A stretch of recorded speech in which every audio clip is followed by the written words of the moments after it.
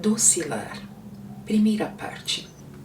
São aos milhares os entrelaçamentos em que as criaturas humanas se enredam com aparente bem-estar.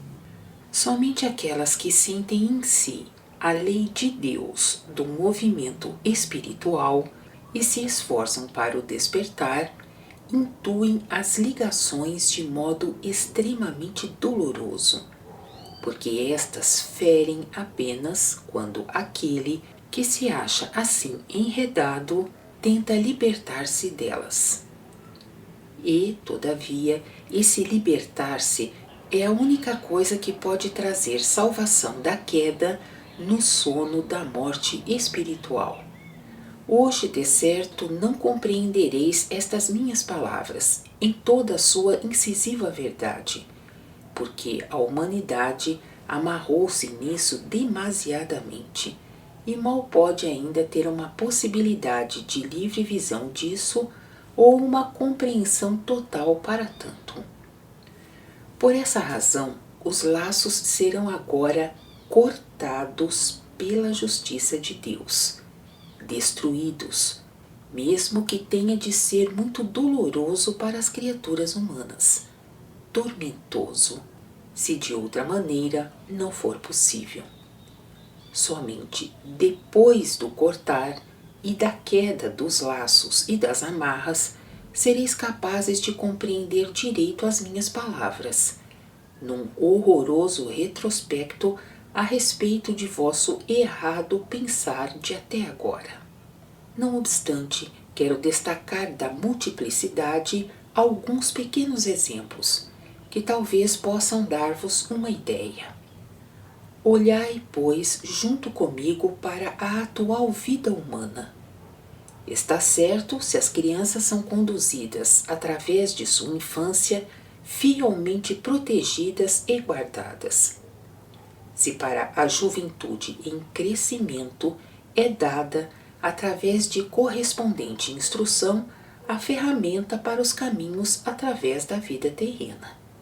Contudo, depois deve restar para cada ser humano individual a possibilidade, e até ser dada, de progredir por si próprio, desde o começo. Não deve, desde o início, tudo ser-lhe tornado cômodo. No tornar cômodo ou facilitar está o maior perigo como incentivo para a preguiça espiritual. E isso sempre aconteceu até agora no bem-intencionado conceito de família. Já é veneno para um espírito humano se, quando criança, é educado na crença de que tem direito à posse dos bens terrenos que os pais adquiriram. Eu agora falo dos danos do ponto de vista puramente espiritual, que é o essencial em todas as atividades de um ser humano. Inclusive no futuro, deve ficar sempre consciente disso, se ele e as suas relações ambientais devam realmente ser sanadas. Contudo, também do ponto de vista terreno, uma transformação nisso mudaria muita coisa imediatamente e eliminaria muitos males. Admitamos, por exemplo, que uma criança legalmente até uma bem determinada idade apenas tivesse direito de usufruir a proteção e os cuidados dos pais, com uma correspondente instrução. Depois, porém, dependeria somente da livre vontade dos pais como quisessem dispor de suas posses pessoais. Quão diferentes se tornariam tantas crianças só por causa disso. Muito mais esforço próprio resultaria daí. Muito mais seriedade para a vida terrena. Muito mais aplicação. E não por último, resultaria também mais amor para com os pais, o qual não poderia permanecer tão unilateral como tantas vezes hoje se apresenta. Os sacrifícios dos pais amorosos recebem também com isso um valor muito mais elevado, visto que então ocorrem de fato somente por amor espontâneo. Ao passo que tais sacrifícios hoje frequentemente nem são valorizados pelos filhos. Pelo contrário, apenas aguardados e exigidos como algo muito natural, sem que sejam capazes de provocar verdadeira alegria.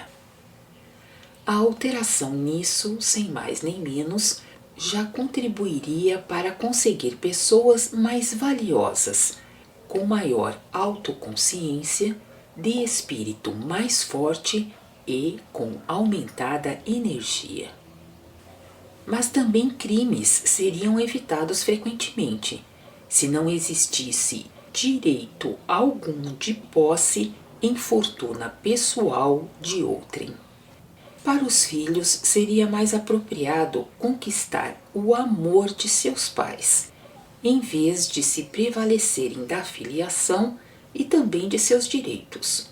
Filiação essa que, de qualquer forma, tem um sentido completamente diferente do que hoje é suposto, uma vez que os filhos devem ser gratos por seus pais lhes terem dado o ensejo da encarnação terrena, mesmo que aí os resgates e os benefícios sejam mútuos, como se dá em todos os efeitos das leis de Deus. Na realidade, esses filhos são, pois, todos eles espíritos estranhos aos seus pais, personalidades autônomas que apenas devido à sua igual espécie ou qualquer ligação anterior puderam ser atraídos para a encarnação. Os pais terrenos oferecem proteção e ajuda para o tempo que o espírito necessita, a fim de conduzir de maneira plena e autorresponsável o seu novo corpo terreno. Depois, porém, o ser humano terreno tem de ficar absolutamente independente. Do contrário, jamais conseguirá fortalecer-se como seria útil para ele no grande vibrar das leis de Deus. Ele deve lutar e ter obstáculos para, vencendo-os, subir espiritualmente rumo às alturas. Uma alteração na ideia de até agora do direito de um filho nas posses dos pais teria, porém, muito mais efeitos ainda do que os já mencionados, pressuposto que direções governamentais construtivas se enquadrem correspondentemente em sua atuação para o povo e, abrindo caminho, ajudem tanto aos pais como aos filhos nesse sentido. Também o conceito de aquisição de cada um, com isso, tem de se desenvolver de modo diferente. Hoje, muitas pessoas procuram aumentar sempre mais as suas posses só para proporcionar aos filhos uma vida mais fácil, deixando-as para eles como herança. Todo pensar é orientado só nesse sentido e se torna o motivo do acúmulo egoístico de bens terrenos. Mesmo que isso não viesse cair totalmente, visto que este ou aquele, apesar de tudo, ainda escolheria esse sentido como base de toda a sua atividade de vida, haveria assim também muitos outros que dariam às suas atividades terrenas um alvo mais elevado e mais amplo para a bênção de muitos.